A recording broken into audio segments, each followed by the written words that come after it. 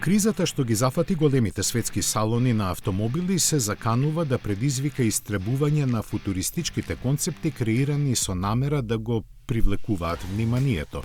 Затоа и за пофалба е напорот на американското студио на Kia, чии дизајнери на основа на доставниот PV5 подготвија авантуристичко комби. Изразените теренски способности му даваат изглед како за месечината, за каде, бидејќи нема воздух, ќе се движи на струја. Во описот на ова возило со ознака која е еден вид акроним што посетува на зборот викендаж, корејскиот производител наведува дека е швајцарско ножена тркала. Интериерот е флексибилен и може да се прилагоди за различни потреби, пријатен престој за спиење, канцеларија или пак кујна за на пикник во природа.